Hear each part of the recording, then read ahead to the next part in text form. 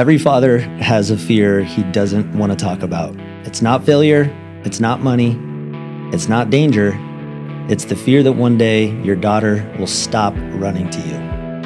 You know it deep down inside, and you know it's not because you don't love her. It's because you haven't been showing up the way you know you're capable of. Your daughter doesn't need a perfect father. She needs one committed to being better. Welcome to the First Hero podcast, where girl dads break harmful cycles and build impactful legacies. We're your hosts. I'm Rich. And I'm Cory. And today we're going to talk about fear. Fear specifically in fatherhood that most men don't talk about. And we believe, this is a very important topic. We're going to get into some deep stuff today. But first, I just want to celebrate. I want to celebrate that this is our first podcast. Yeah. Well, first podcast for the First Hero podcast. First podcast for the First Hero podcast. Cory and I have been making a mess of podcasts for quite some time now. Yeah, it's been fun. But this is exciting because we've been working on this project for years. Yeah, it's been probably 3 years. 3 years now. Silently in the background, and it's culminated to this point. And it's so exciting because this is our biggest calling in life. Yep. Is to serve dads. Specifically girl dads, because Rich and I, we're girl dads. We both have two girls. It's our identity, and it's our highest calling. And the second highest calling that we can think of is to serve other dads, because we were talking to Tony earlier today. Why are we doing this? Mm-hmm. And I believe that there's so much pain and anguish and so much harm, guilt. Inside of parenting and what we do to our children today. And if we just had some of the skills that I'm so honored and blessed to have, I think we can avoid a lot more pain inside of parenting for our children and for ourselves. Yeah, it's two ways. It's both ways, and that's why we really want to open up with this powerful episode with fear, because fear controls and manipulates everything we do in our life, but primarily in parenting. And we're gonna dig deep. I don't want to get too deep into that, but first I want to I'm going to talk about myself for a little bit, and then Rich will talk about you. I'm a parent coach, a master practitioner in neuro-linguistic programming. I've owned businesses before. I have two girls, and then one toddler and one on the way, and then I'm married to a beautiful woman, Hillary. And, I feel called to be the best father for my daughter. My goal is to show up 100% every day. Some days I fall short, some days I hit it. And I feel called to speak into other fathers' lives so that they can show up better, be better for their daughter every single day. Because being a girl dad, I believe, is the highest calling, right? It is to perfect yourself as the man so that your daughter can show up and measure other men against you. Not only that, but also show up in the world better. So that's my calling. That's what I'm committed to you, the father listening, or the wife listening for your father. That's my highest calling, is to show up for you to your highest capacity. Rich? Yeah. What comes to mind for me is it's odd, but. And I don't know how many, I think, I haven't heard too many other people say this, but I knew from a very young age that being a dad was the ultimate job, that I one day was going to have an opportunity to excel at. And I always knew it was going to be excelling. I remember there was a moment in my life, in my young life as a very small boy, where I remember telling myself, one day I'm going to have an opportunity to be a dad, and I'm not going to fuck it up. I'm going to take it serious. And so it's interesting how my life, I've got an incredible wife. I've got two little girls. And we plan on building our family even bigger. I'm a real estate professional. By profession, I've been in real estate, for over 15 years. So I always joke that there's a laundry list of things I'm not very good at, but real estate happens to be the one thing I'm pretty good at. So, that's kind of my background. I've been into fitness my whole life, and I'm constantly looking for these little, these parallels that the universe will give us. And fitness for me has played such a pivotal role, whether it be, training for marathons, half marathons, strength training, any of that. I draw parallels from what it requires to do those things to being a father, executing in business, being an entrepreneur. And these are all things that I'm very passionate about, being a better servant to my kids, to the people that I'm in business with, to my wife, being a better husband.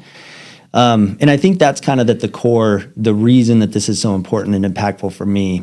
I don't want to create this brand as a way for an illusion of perfection. I want this brand to represent progress and be a calling for men and fathers who just need progress. They don't need perfection. They don't need to feel like they're less than. What they need to feel is they need to get on their fucking horse and start riding. Yeah. That's what they need.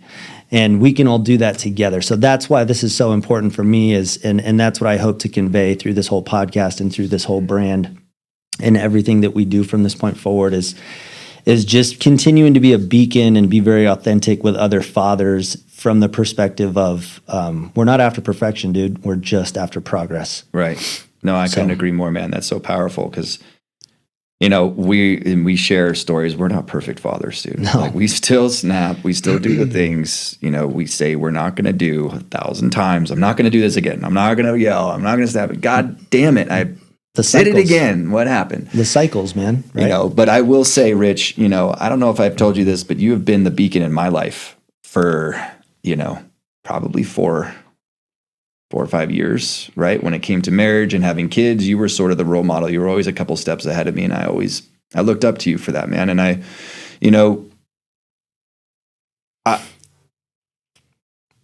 never thought I was going to be a father. And I can't believe I almost missed that boat. Wow. Dude. What a gift being a father is. But you jumped on right as that ship was leaving the dock, man. Yeah, man. And I'm so grateful I did it, man. I'm so grateful I did it. And it's highest calling. Anyways, I don't want to get too we could talk about this. Weeds, man. Yeah. Let's jump in, guys. For you listeners that want to find out what this brand and what this podcast is going to be all about. We've got some incredible content coming. It's going to be heavy hitting, powerful. Some of the most powerful perspectives in conversations that I think any father, or honestly even wives, that are looking for something. Not exactly sure how the audience is going to formulate, but jumping in the first segment, and we're talking about fear. We're talking about specifically the hidden fear. And I think for most dads, Cory and I agree, and if you're a dad listening, let us know whether you agree, but it's losing connection. Because that's what we feel, dude. That's the thing that's so hard to quantify, but you feel it. It's like a knife against your skin. Right. Yeah, I love how you put it. It's hard to quantify. It can't be like, oh, my connection's at 60% today. Right. You know what I mean? Like low connection today. Low connection, right? My battery's low. Right. Yeah. That's, oh man, this is my biggest fear. And it's funny, like uncovering topics that we want to talk about. And we're like, what is my biggest fear? And I feel it, like the fear of irrelevance. Right. Ooh, the fear of not being needed, the fear of being a ghost in your home. Mm-hmm. Right. When I think about this, like, what is my biggest fear? It's not like what you said earlier. It's not about the boogeyman. It's not about, like, obviously I have fears about my kid getting kidnapped. I'm still terrified of the boogeyman, dude. All that shit. Right. It's being irrelevant. It's losing connection. When it haunts me when my daughter runs past me and runs to mom or runs to my dad or runs to my mom or runs to my wife. And she runs right by me, and like it's like a dagger to my heart. And I know it. And I know when I'm disconnected with my daughter, because one, I feel it, and two, she's doing that. And I know it because I'm working a lot. Yeah. Or you're distracted, you're just not present. Distracted. And that I think that this is such an important topic for fathers, because I think there has to be an awareness, first of all. Yeah. There has to be an awareness for us as fathers to wake up at some moment and be like, something's fucking wrong. Instead of just pretending like, oh, I'm physically here, so that's checking the box. It's moving away from just checking the box of being physically present and understanding that there's a difference between physical presence and emotional and mental presence. Right. Right? And I think that that's what we feel, dude. Yeah. Whether if we're a father and we're aware, that's what we feel. That's the knife edge against our skin. And so I think the first thing we have to talk about is like there's a huge difference between being physically present and then being like emotionally present and just having that rapport at a high level where you've got the eye engagement, right? And you're in their world with them, whatever age your daughter is, right? Whether it's with sports or whether it's in their life or, I mean, shit, dude, if you have, we're not there yet, but you know, we are all emotional beings. And if you have daughters, you are going to recognize that. Right? Yeah. But, you know, women experience emotions a little bit different. And I'm not an expert on that, but certainly I've been around enough women to recognize, like, I feel like I can at least say that without confidently. But dude, like you got to meet them. You have to be present in their emotions with them to a certain level too, right? And recognize and acknowledge what they might be going through in that moment. And I think one of the things that can defeat dads in this moment is, I mean, it kind of boils down to those parallels I was talking about. You know, I'm always looking for these parallels, whether it be in fitness or, you know, whether it be in search of God or whether it be in search of just meaning from other things.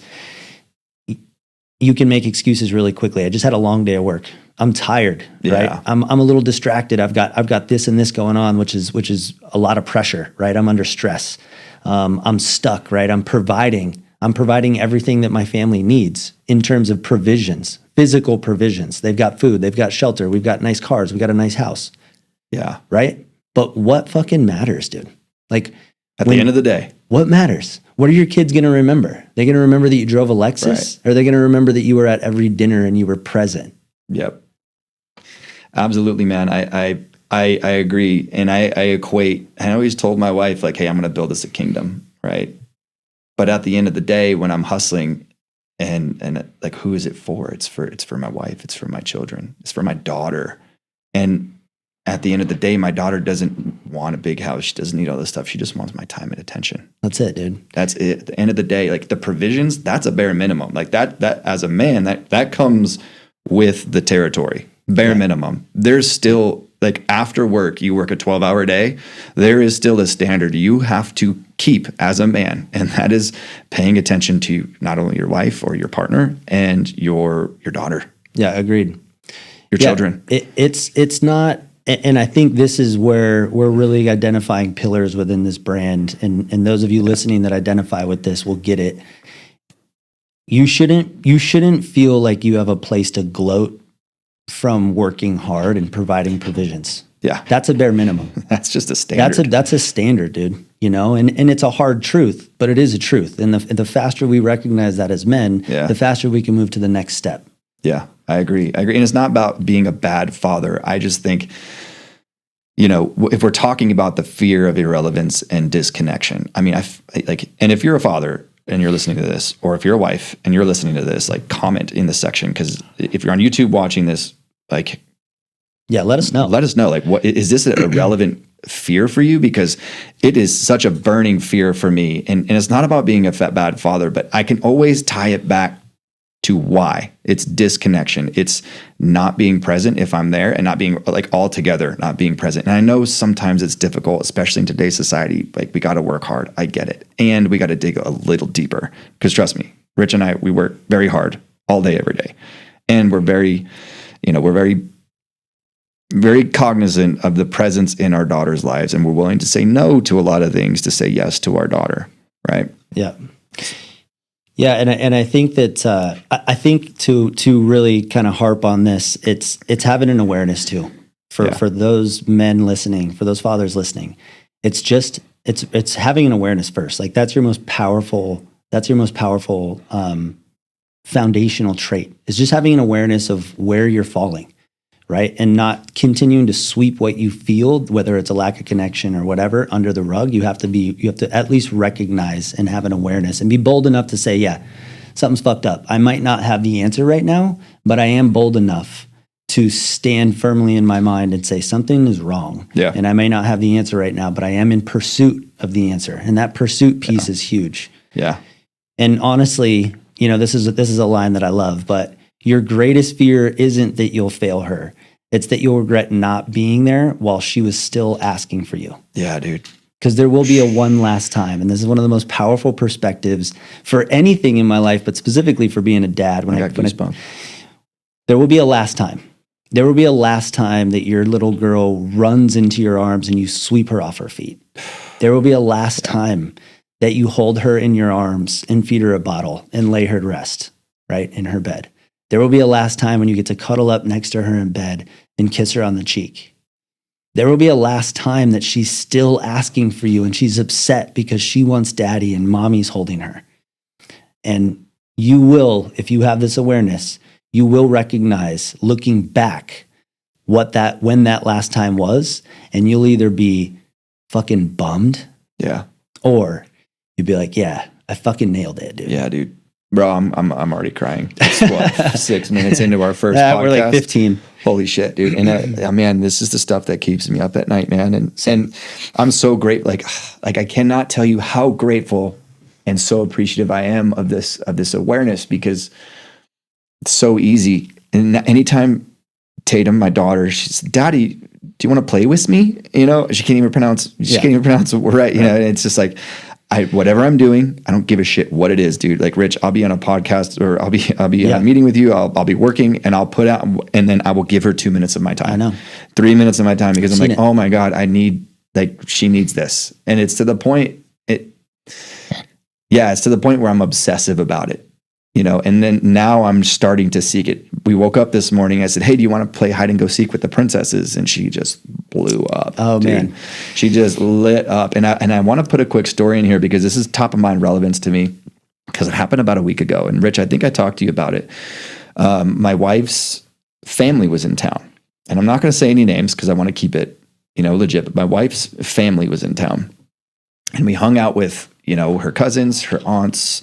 You know, we had a family gathering for Christmas, and I was talking to one of her family members, and she was talking about her husband, you know, my wife's cousin's father, and telling me the story about him. And it literally is the epitome of my worst fear. And I know it's your worst fear, and that's the fear of irrelevance. It's the fear that my kids are going to look at me one day, and I'm going to speak to them, and they're going to roll their eyes, and they're going to placate me and just appease me in the moment, but behind my back talk mad shit about me.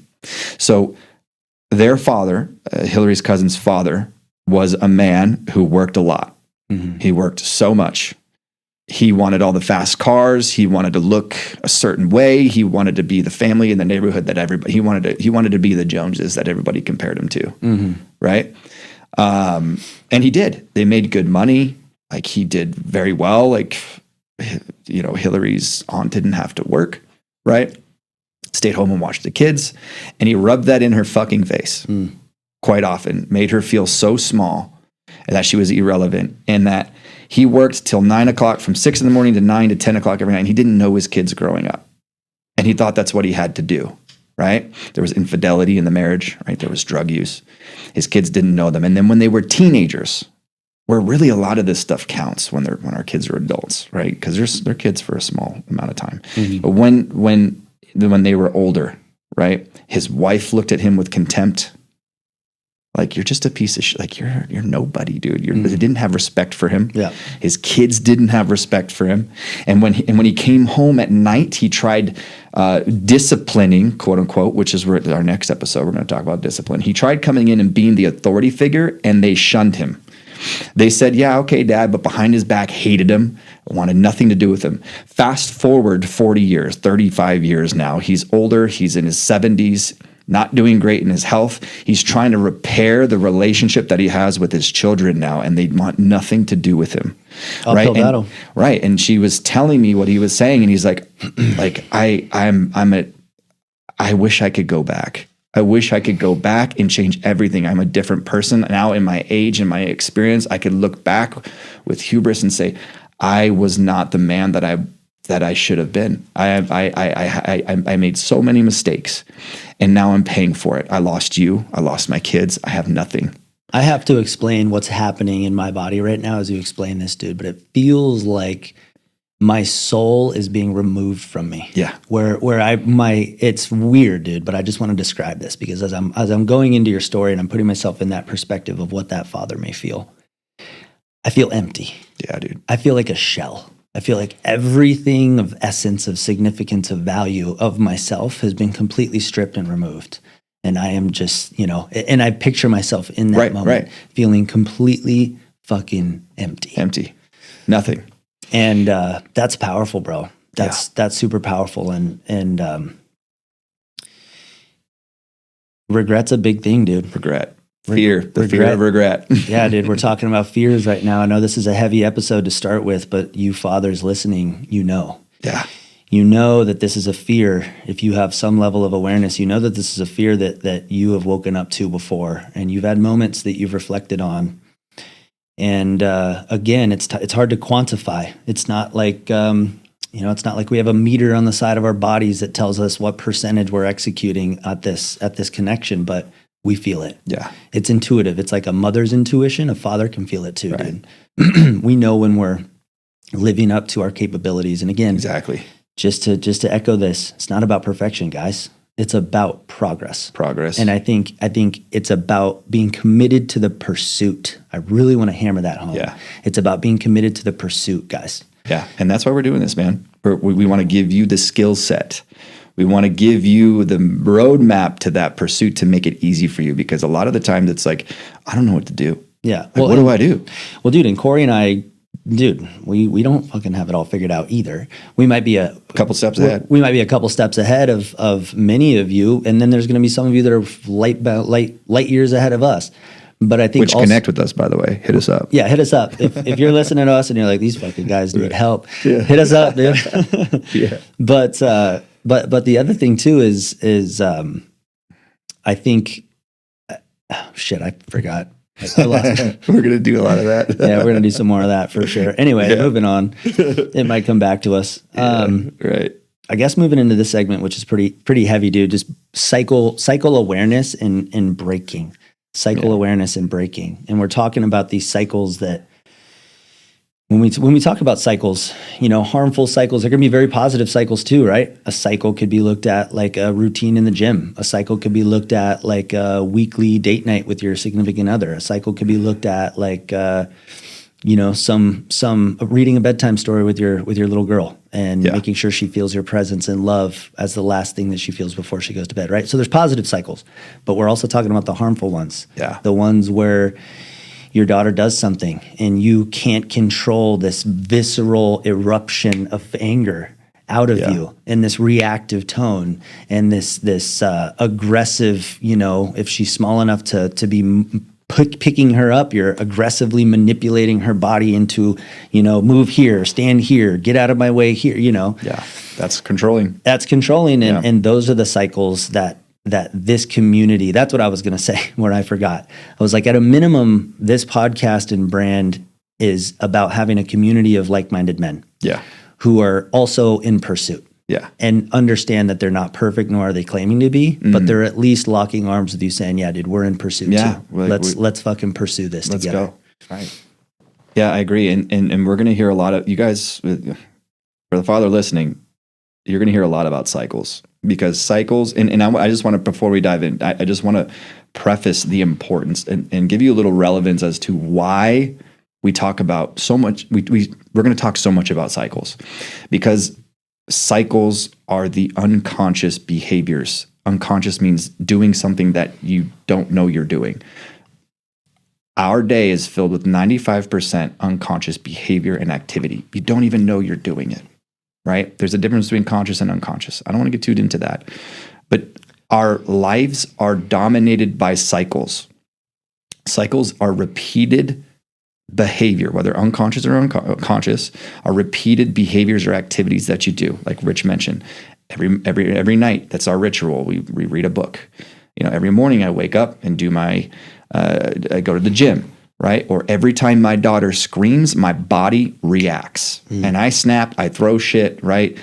I'm not saying me, but I'm saying that's a cycle that repeats itself. Right? How I speak to my wife, how I speak to my daughter. These are all unconscious cycles that rule our life. And unless you don't make the unconscious conscious, It's going to run your life, and you're just going to chalk it up to fate. Oh, that's just how my life is. That's just who I am. Bullshit. And that's what Rich and I are calling out right now. Yeah. You have a choice. You have a conscious choice to make. And that's what we're going to talk about in this podcast and all of our training and our coaching, all this stuff. Right. And now to bring it back to this podcast, one of my biggest fears, and I know Rich is too, is the fear of repeating and not being able to break these cycles. Yep. And there's going to be men out there that are going to be like, I'm like the cycles of your father. I don't want to be like my father. And then you have a kid, and then you see yourself acting like your fucking father. And you're like, damn it. It's so ingrained. It's so programmed into your body that, even for myself, my father was a great man. I'm not saying anything negative about him, but there are some things that I see myself when I'm triggered. I see him coming out, and my father was my best friend, by the way. But I see myself doing the things that he did, and be like, God damn it! I said I wouldn't do this, but it's like for me, these cycles. It's like I'm sitting in the back seat of a bus, and I'm watching myself drive. And I'm like, I can't do anything, Cory. What are you doing? Why are you being like this to your daughter? Why are you being like this to your? Like, what's going on, man? And then I've told myself 1,000 times I wasn't going to do this. Oh God, dude, it's so good, bro. I'm right there with you, man. Yeah. I'm right there with you. I experienced the same thing. One of the most powerful concepts that's ever been, and I think one of the guiding lights to this journey, to this brand and what we're doing right now, the start of everything forward from this, was one of I like to joke, my best friend, Ed Milet. But we have met officially. Yeah, dude. We did meet. I chased him out of a hotel in Vegas a couple weeks ago. That's hilarious. He literally was like, no, dude, I ain't got any time. Yeah, he's like, I already talked to you, dude. Like, I don't want to talk to you anymore. And he ran out of the hotel as I was chasing him. Get away from me, Baldy. Anyway. He called you jacked. Yeah, he did call me jacked. So thank you, Ed. Hopefully we'll be able to be having dinner with you on Hope Island one day. But anyway, Ed Milet had said something. And he related this idea. He wasn't the inventor of this, but this is where I heard it the first time. This idea of the transitional character. Oh yeah. And this hit me in the chest, guys. A transitional character is one, and I don't have the quote in front of me, but I'm just gonna ad lib it here. A transitional character is someone who recognizes the toxicity and poison of prior generations and has the strength and boldness to metabolize that poison and turn it into something positive and break the cycle. Cycle breaker, baby. I don't know. I'm almost positive that's not what it is. Exactly. Yeah. But in a sense, that is exactly what it is through my perspective. Yeah. And that's a cycle breaker. That was good. That was actually a great paraphrase. You have to be able to, because dude, those are the things on our fucking deathbed. We're talking about fear, guys. We're in the mud now, right? Dude. Let's go. Okay. Deathbed, Dad. Oh, we're on our fucking deathbed, Dad. Let's talk for a second. What is going to be your thoughts? Are you going to be thinking about the car? Are you going to be thinking about the fucking house? The mortgage. Are you going to be thinking about the mortgage and the bills and that beautiful, custom tile shower that you worked so fucking hard to afford, right, in the backyard? Are you going to be thinking about all the bullshit? Are you going to be thinking about that one coworker that had the Rolex, that you wish you had? Or no? My guess is the people listening and the dads this is connecting with, you don't give a shit about that on your deathbed. No, man. Where are your kids? How well did you raise your daughters? Are they next to you? How are the men that are in your daughter's lives? Are they good to her? Right. What are they saying about you? What are they saying? What is your daughter saying about you? When somebody asks your daughter, who taught you that? Man, you're incredible. Where did you get that from? Is she saying you? Yeah. Or is she saying somebody else? Is she calling you her best friend? Is she calling you her best friend? Does she call you when she's in need? When she genuinely needs connection, not when she needs money? Right? Bro. Wow, I literally have goosebumps right now. I mean, yeah, that's the stuff that I think about, and I know that we both think about. There's a moment that you're going to recognize a pattern, and you're going to refuse to pass it down.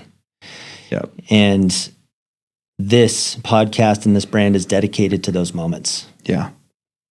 Yeah, 1,000%. And we like to call. So we have some names that we like to call them. Right. We have the drifter. And we have the designer. We have the defaulter, right? Drifter, defaulter. And we have the designer. being very intentional about exactly what Rich was saying, is you're going to recognize a pattern. You're going to recognize a pattern that you're doing, and you're going to refuse. At some point, you're going to say, I'm done. I'm done. I'm going to make a conscious effort. And then you're going to reach out to us, and we're going to help you, of course, obviously. And a father that lives his life by default will simply acknowledge it and just let it go. He's drifting. A father by design is going to see this pattern, and he's going to make an intentional decision, a choice. He's going to plant his flag in the ground and say, no more. I'm done. I'm going to take action. I'm going to do the work it requires, because it requires a lot of work, and a lot of practice, and a lot of failing. And it's going to be uncomfortable as fuck. And a lot of uncomfortable looking in the mirror. But I'm going to do the work. I'm going to be a designer of my life. I'm going to be a designer of the relationship with my daughter. I'm going to be the designer of my daughter's life, of the environment that my daughter is going to flourish in. And I'm going to do the work that it requires. And I'm going to break that cycle. And I'm going to put a new cycle in its place. Yeah, dude. So powerful, bro. Right? So powerful. Again, for those of you listening on podcast, or if you're on YouTube, I think you can comment. So let us know, like, what is hitting you so far about this. Fathers, chime in, dude. Let us know what you're thinking, what you're feeling, what perspectives, what memories come about. You know, what in terms of like struggles, like, dude, call it out. You're probably not alone, man. Call it out. But if there is something new, I want to hear about that too, because you know, there's a long road ahead for many of us, and many of you listening are further along the road than we are. Yeah. Yeah. So, likewise, make a comment, and wives or daughters. Like absolutely. if you obviously have a father, right? If you're a man, or you are a woman, and you have something to say about your father or yourself, like post it in the comments. Let us know. Get engaged with us. Yeah. We as we grow and build this, the engagement with you listening is going to be one of the core reasons, one of the core things that we really build this on. Yeah. And so it really is community focused. And I know that this episode is heavy, dude. You know, shit. As a man, you know,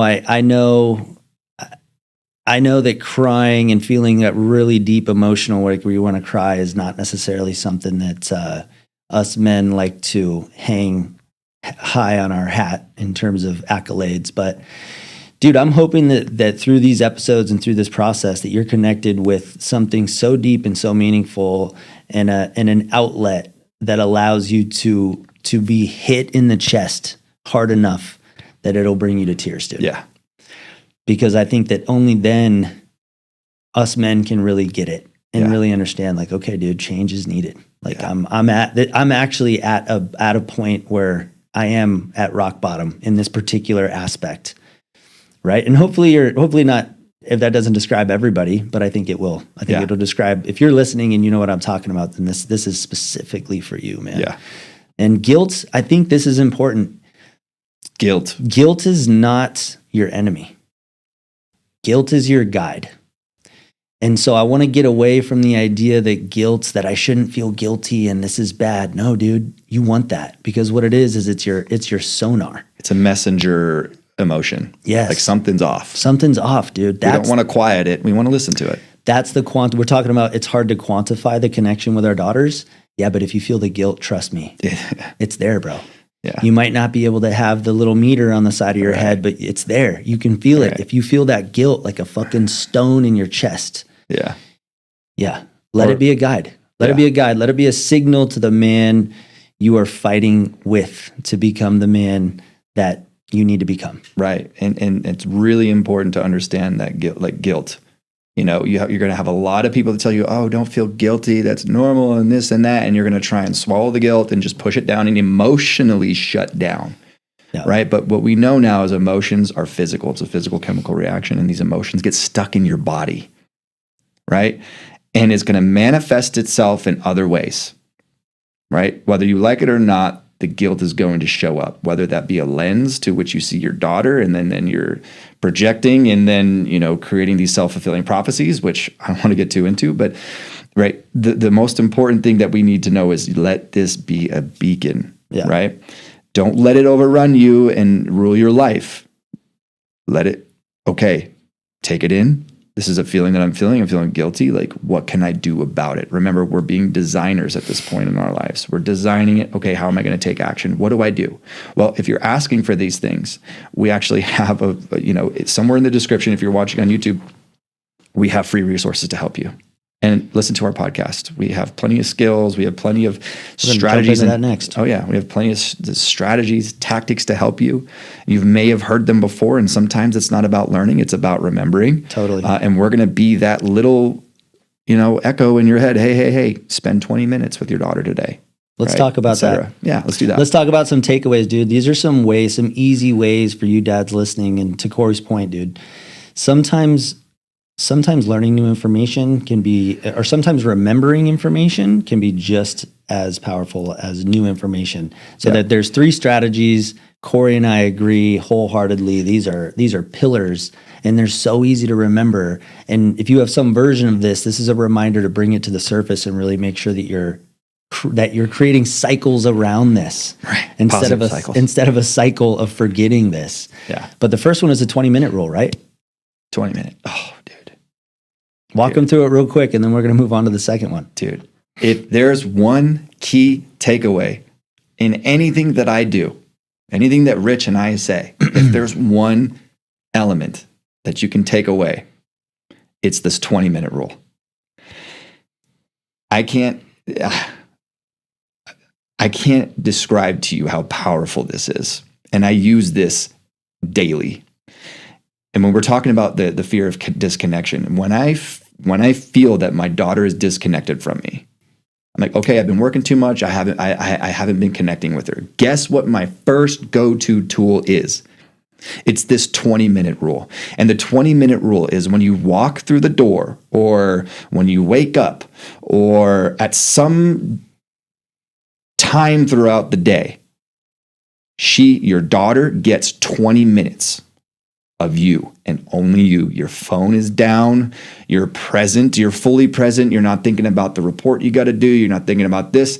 Cooking dinner, taking out trash. None of that shit. None of that Drop shit. It. 20 minutes to your daughter. And this works really well for toddlers, for small girls. Now, if it's obviously teenagers, 20 minutes is going to be hard, but maybe you can work in a ritual, which we'll talk about next, is where you and your daughter put your phone down, and it's just 20 minutes. And you're not trying to control. You're not trying to manipulate. You're not trying to lead. It's called child-led play. For my daughter, she's young, so I don't say, hey, let's do this, let's do that. It's her telling me what she wants me to do, and I have no input. It's just all her. And I even extend this when I feel like when I want my goal, and Hillary and I, when you really want to stick it to Hillary, when I really want to stick it to Hillary, when I know, like, I'll extend this to an hour, 2 hours, and when I have her for a full day, it's all day, dude. And then at the end of the day, she wants nothing to do with mom. She just wants dad. I can flip it that fast. Like, and this is the thing too, like for fathers, if you're watching this and you're like, dude, it's been years. I haven't plugged into this for years. My daughter's, it's ruined. It's irreparable. Like, it's not, dude. It's not. She's just learned. She's created a cycle of protection. Yes. And has pushed you so far away. And it's going to take time, and you're going to have to work your way into it. And you're going to need to adopt some new skills and some new tools, but you just need presence. You just need that 20-minute rule, at least at a very, very, very, very, very, very minimum 20 minutes. If you're like, Cory, I don't got 20 minutes. Like, what the hell what are you doing? Like you need, no, not even 5, not even 10, minimum of 20. Like, I don't give a shit. You have 20 minutes in your day. Sure. I don't give a fuck what excuse you have. You make it work. Leave work early. Tell your boss and say, I'm leaving 20 minutes early 2 times a week. I don't give a shit. I don't care. Yeah. You're a designer. And to really echo this, if you're the father that we described in terms of like, oh, my daughter's she's X years old, like our connection is set, it's going to be so hard, it's an uphill battle. You have to recognize that she now has a cycle that has been involuntarily created by you to protect herself in the absence of you. And so the only way you're going to get back into connection with her is creating a cycle within yourself. Boom. That is bigger and stronger than the cycle repelling her. Boom. Oh, And so you have to recognize, dude, you got to be obsessed with this. Like you have to attack this like you've never fucking attacked anything. Or honestly, if you reflect on your life, probably just like you've attacked some of the most critical things you've ever accomplished in your life. Yeah. It has to be that severe. Right. Whether it be a career, you said, I'm absolutely going to do this, and you got punched in the face over and over and over and over and over and over and over again. Then you know what I'm talking about. If you went after a woman and you got a wife that, you know, was way out of your league, and you just had to be super persistent and not take no for an answer. I mean, you know what I'm talking about. If it was a transformation in your body, dude, you have to have that level of fucking tenacity, and you have to unleash your masculinity to be able to take you to that level of commitment and fucking just being a dog, dude. Just let the dog out and fucking go to town on fixing this and creating a cycle that will outweigh whatever cycle is working against it. Right. And if you're a father and this is like, if you're feeling uncomfortable, if you're like, fuck, like you're like, screw this, they don't know my life. Like, good. We've pinched you, and that's exactly what we want to do, because the excuses that you're about to give us or give yourself are bullshit. Yeah. Bullshit. If we're all being honest, like, we shut up.